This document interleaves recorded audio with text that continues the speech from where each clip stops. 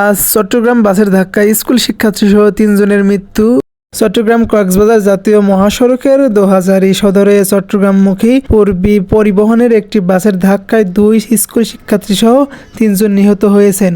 নিহত ২ শিক্ষার্থী সম্পর্কে আপন ভাই বোন বলেছেন তারা দোহাজারী জামিজুরি এলাকার বাসিন্দা জসিমউদ্দিনের সন্তান।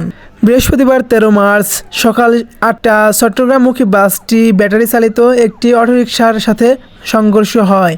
এতে ঘটনাস্থলে এক স্কুল শিক্ষার্থী ও রিকশা চালক মারা যান। দোহাজারী হাওয়ে থানার ভারপ্রাপ্ত কর্মকর্তা ওসি শোভরগঞ্জ চাকমা ঢাকা পোস্টাকে ওই অটোয় প্যাসেঞ্জার ছিল ৪ জন না কয়েকজন আমি সঠিক বলতে পারবো না।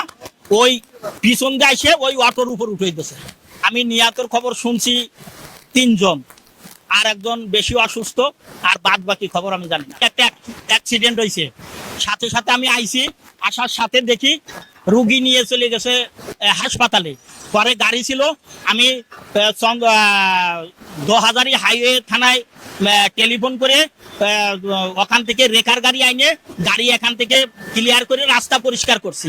তারপরে চন্দনাইশ থানায় জানাইছি। ২ স্কুল শিক্ষার্থী দোহাজারী পাঠশালা পাবলিক স্কুল অ্যান্ড কলেজের শিক্ষার্থী। সকালে তারা কোচিংয়ে যাওয়ার পথে এ দুর্ঘটনায় পড়ে যায় তারা। নিহত ভাই বোন হলো ওয়াকার উদ্দিন আদিল ও ৭ম শ্রেণীর উম্মে হাবিবা রিজবি। নিহত রিকশা চালক হলেন রুহুল আমিন। এ ঘটনার গুরুতর আহত হয়েছেন ৯ম শ্রেণীর ছাত্রী কাজী হামিদা ওয়াসিমা তুসিন। ভালো থাকবেন, সুস্থ থাকবেন। সাকিব নিউজ 22 এর পাশে থাকবেন। ধন্যবাদ।